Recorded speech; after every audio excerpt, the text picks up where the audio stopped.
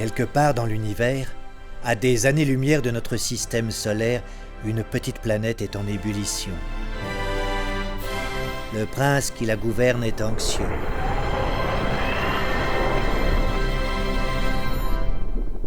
Itek, ma douce Itek, mon intelligence artificielle, il faut que tu me redonnes confiance en moi. Notre planète est de plus en plus difficile à vivre. Nos habitants sont en manque de toi. Vous me faites rougir, mon prince. Mais non, Itek. De toi pour se protéger. De toi, pas de toi. Nous manquons de place pour construire de nouveaux logements. Et nous ne pouvons plus amputer la nature nourricière.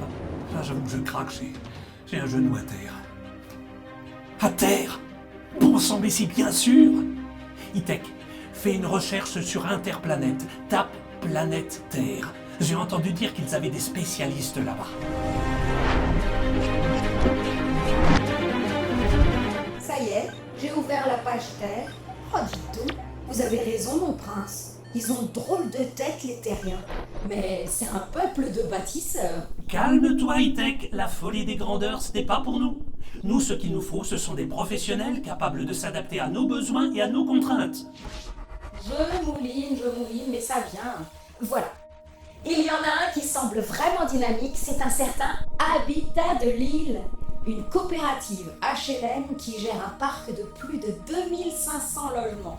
Ben voilà, une bonne nouvelle, tu vois quand tu veux.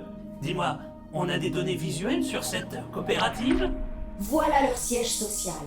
Oh, dites donc, la coopérative fête ses 100 ans cette année.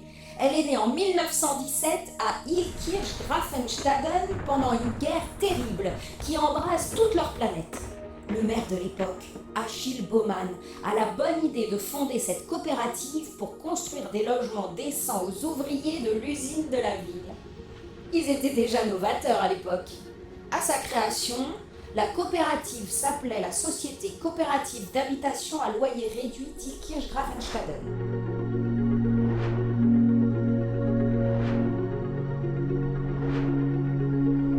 Et on arrive en 64, l'année de la construction du quartier Liberman destiné à loger les rapatriés de la guerre d'Algérie. Waouh! Au total, plus de 1000 logements construits. Quelle efficacité! Parfait. Ils savent même construire de grands ensembles de logements. Parce que ça, c'est une compétence dont on va avoir besoin sur notre planète. Mais ils savent surtout construire variés pour des publics hétérogènes avec des besoins diversifiés. Et en plus, ils ont un concept qu'ils appellent le développement durable. Ils prennent soin de leur environnement et l'intègrent dans leur conception avec des matériaux biosourcés. Biosourcés? Bâtiments biosourcés, type d'ouvrage faisant usage de matériaux issus de la biomasse. Bon, ça va, je suis pas idiot. Je continue. Voici les rives du Bory. Une construction qui se décompose en deux types de logements. De l'accession et du locatif, regroupés dans un même immeuble. La nature est omniprésente.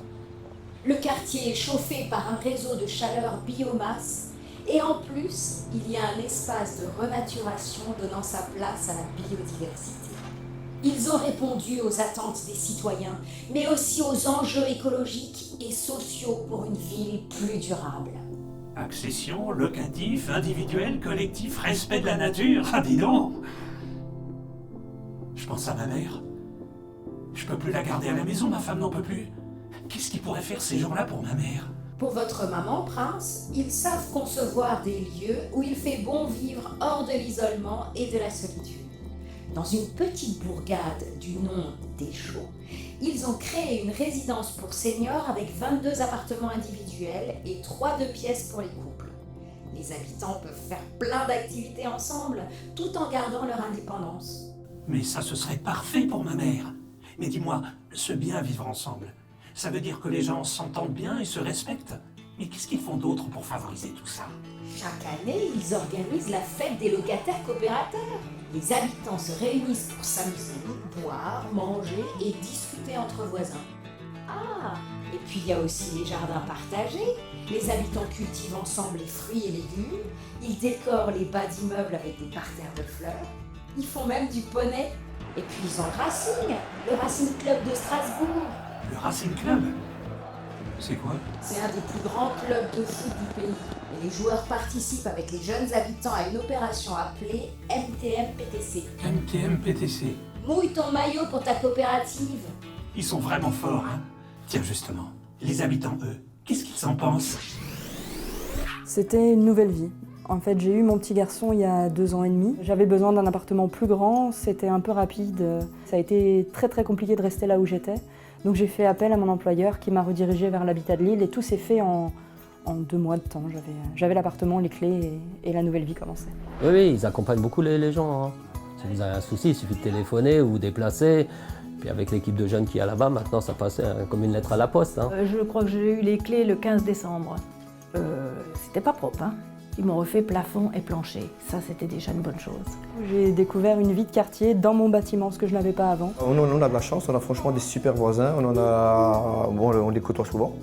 On les a en face, il y a beaucoup d'enfants, donc pour la petite, c'est bien. Ah oui, c'est intéressant. Mais dis-moi, qu'est-ce qui se cache derrière cette coopérative? C'est pas humain. Ils sont des milliers à faire tout ça, non? La coopérative compte maintenant sur le savoir-faire et l'expertise de 57 salariés. Et sa direction a été confiée à Laurent Colère. En colère? Non, calmez-vous mon prince, Colère, c'est son nom. Mais ils ont aussi un conseil d'administration et un conseil de surveillance très engagés tous les deux. Formidable. Ça me plaît tout ça. Des gens engagés, des habitants heureux, des beaux immeubles. Attendez, prince, il y a un problème. Je vois qu'ils ont mis en place depuis 2015 une plateforme de comptage individuel qui permet aux locataires de suivre leur consommation de chauffage, d'eau chaude et d'eau froide. Ils ont été les premiers à faire ça. Oh là là, il faut aussi de l'habitat participatif. Tout au long du projet, les futurs habitants élaborent ensemble leur immeuble et leur logement. Mais c'est la cata, mon prince. Si tout le monde décide de tout, on n'en sortira jamais. Mais non, Itek, tu dis n'importe quoi. Au contraire, c'est ça l'esprit coopérateur. Mon choix est fait. Compétences et savoir-faire, implication des habitants, du sur-mesure en plus. Itek, prépare ma valise, on y va.